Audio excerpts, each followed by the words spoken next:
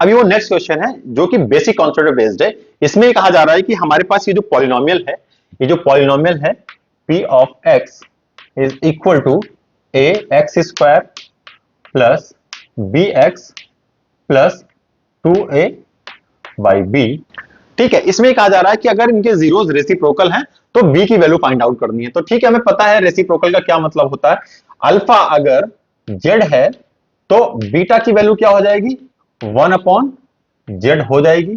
ठीक है ना, हमें ये बताना होगा कि भैया z is not equal to 0।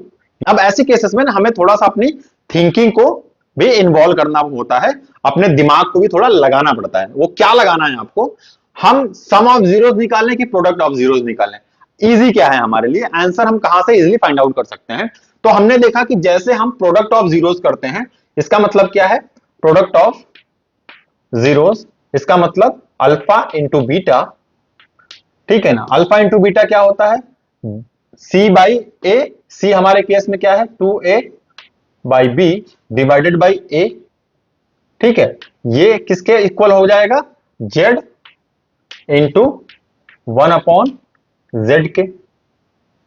ठीक है, z से z कैंसल आउट हो जाएगा, ये तो 1 हो जाएगा। यहां पे क्या हो जाएगा, 2a by B multiplied by 1 upon ए।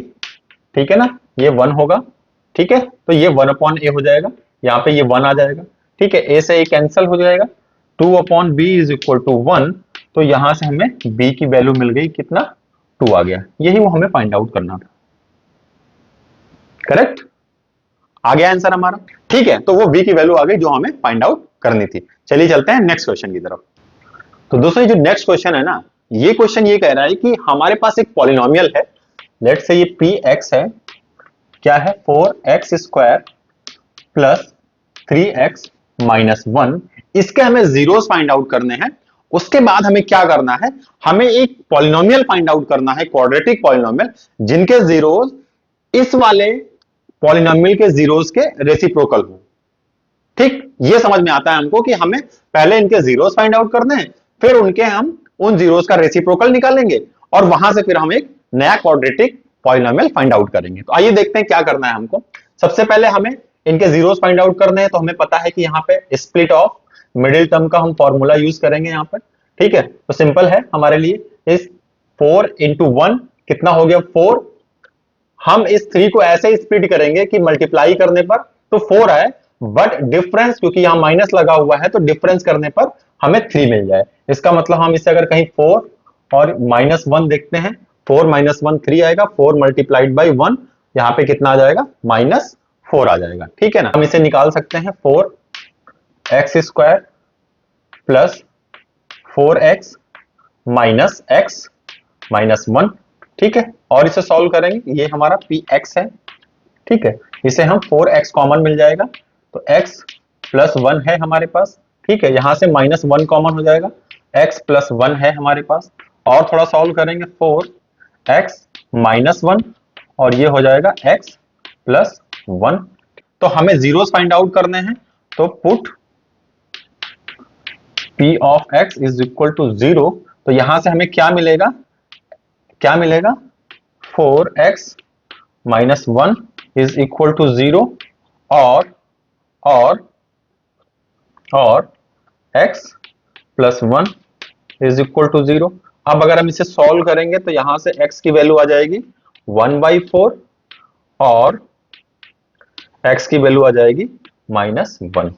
ये वो दो जीरोस आ गए जो हमें इस वाले क्वाड्रेटिक पॉलिनोमियल के अगेंस्ट फाइंड आउट करने थे। ठीक है ना, अब क्या करना है हमें, अब हमें वो क्वाड्रेटिक पॉलिनोमियल फाइंड आउट करना है जिनके जीरोस इनके रेसिप्रोकल हो जाएं। ठीक है ना, तो सबसे पहले क्या कर सकते हैं, हम इनका रेसिप्रोकल निकाल लेंगे, वहां से हमें जीरोस मिल जाएंगे। ठीक है ना, z1 क्या हो जाएगा, इसका रेसिप्रोकल मतलब कि ये 4 हो जाएगा, और z2 क्या हो जाएगा, इसका रेसिप्रोकल मतलब कि ये -1 हो जाएगा।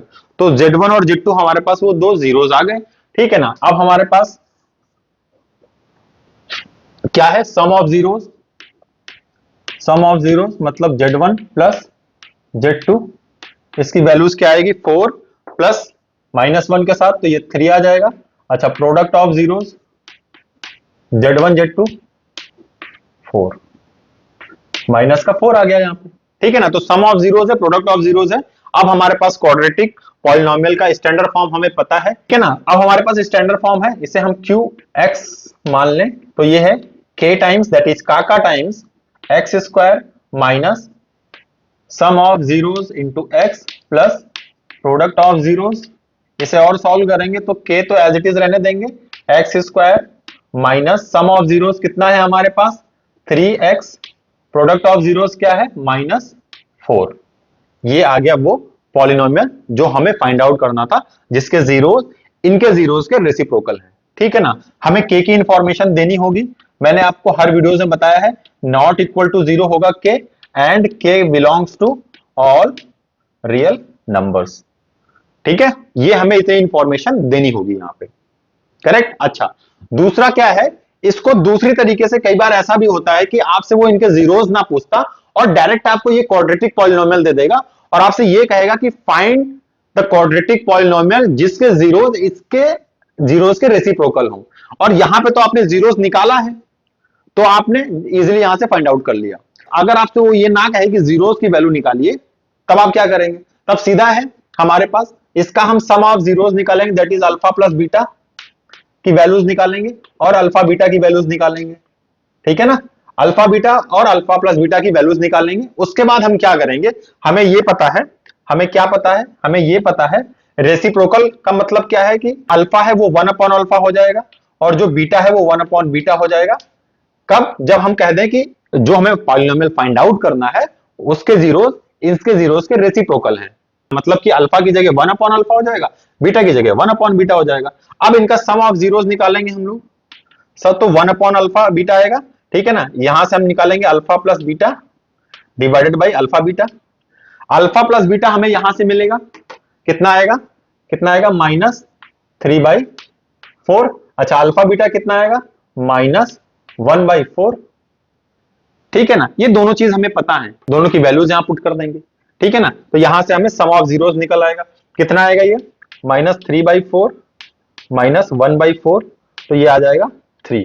वही 3 यहां पे देखिए ये आ रहा है, ठीक है ना। तो सम ऑफ जीरोस आ गए। Now product of zeros, product of zeros का क्या मतलब है, 1 upon alpha multiplied by 1 upon beta, ठीक।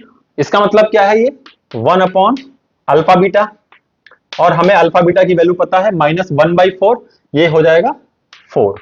यही वो वैल्यू आ रही है 4 यहां पे, ठीक है ना। तो दोनों ऑप्शन थे हमारे पास, बट हम ऑलरेडी अल्फा और बीटा की वैल्यू हमें निकालनी थी यहां से, वो हम निकाल लिए थे, इस वजह से हमें ये वाला कॉन्सेप्ट हमने यूज नहीं किया। बट क्या हो अगर कि आपसे डायरेक्टली वो पूछ लेता कि ये पॉलिनोमियल है, हमें वो पॉलिनोमियल की वैल्यू फाइंड आउट करनी है जिनके जीरोस इस वाले पॉलिनोमियल के जीरोस के रेसिप्रोकल हों, तो उस केस में हमें ये जीरोस निकालने की जरूरत नहीं है, फिर हम डायरेक्टली इस वाले कॉन्सेप्ट का यूज करके वहां से हम उस पॉलिनोमियल को फाइंड आउट कर सकते थे। बट उस केस में भी हमें इन काका को नहीं भूलना है, ठीक है ना, इन काका को नहीं भूलना है, ये मैं हर वीडियो में आपको बताता हूं।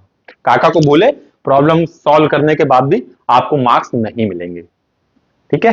तो उम्मीद करता हूं कि ये कॉन्सेप्ट आपको समझ में आया होगा। आप क्या मिस्टेक्स कर सकते हैं वो भी हमने यहाँ पे डिस्कस किया। चलते हैं नेक्स्ट प्रॉब्लम की तरफ। अब दोस्तों ये जो क्वेश्चन है बहुत ही कॉन्सेप्चुअल क्वेश्चन है, देखिए कितना बेसिक सा इन्होंने अरेंजमेंट किया है। ये कहा जा रहा है कि क्वाड्रेटिक पॉलिनोमियल्स के दो जीरोस गिवन है आपको, अगर मैं अल्फा और बीटा मान लूं इनको, अल्फा कितना है -2 है और बीटा कितना है 3 है। अगर ये दो जीरोस गिवन है आपको, तो हम कितनी क्वाड्रेटिक पॉलिनोमियल्स बना सकते हैं ऐसे जीरोस का यूज करके। तो जनरली स्टूडेंट्स क्या करते हैं, अच्छा अल्फा और बीटा है, अल्फा प्लस बीटा निकाल लिया, अल्फा इंटू बीटा निकाल लिया, ठीक है। वहां से हमारे पास सिंपल हमारे पास फॉर्मूला है क्या, x square minus sum of zeros into x plus product of zeros, ठीक है। ये हमारा कोई एक क्वाड्रेटिक पॉलिनोमियल का स्टैंडर्ड फॉर्म है, ठीक है। यहां से हमने सम ऑफ जीरोस लिख दिया, कितना -2 + 3 into x and product of zeros use कर लिया, ठीक है। यहां से हमारे पास इक्वेशन आ गई x square minus x minus 6,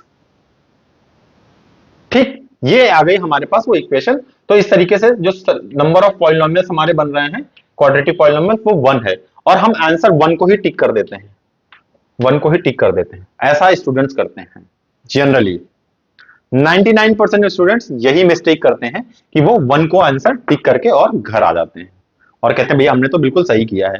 question का आंसर ये नहीं है। ऑलरेडी हम लोग जब हम लोग कॉन्सेप्ट डिस्कस कर रहे थे तो ये पॉइंट हम लोगों ने डिस्कस किया हुआ है कि हमें किसको याद रखना है ऐसे केस में, काका को याद रखना है।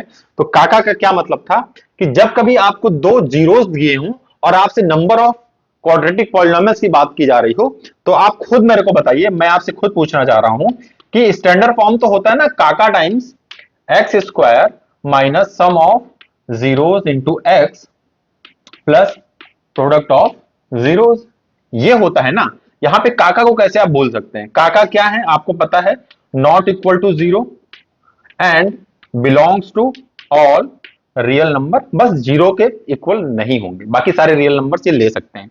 इसका मतलब रियल नंबर होते कितने हैं, minus infinity to plus infinity, यहां तक except not equal to zero, इसके बीच में कहीं जीरो आएगा वो इसे एक्सेप्ट नहीं करेगा, वो ऑलरेडी हमने बता दिया। तो इसका मतलब कि infinite number of quadratic polynomial हम फाइंड आउट कर सकते हैं कब, जब आपको जीरोस गिवन हो उनके, यानी सेम नंबर ऑफ जीरोस के लिए हम infinite number of quadratic polynomial find out कर सकते हैं, ठीक है ना। तो आपका आंसर होना चाहिए इनफाइनेटली मेनी, क्या होता है, इनफाइनेटली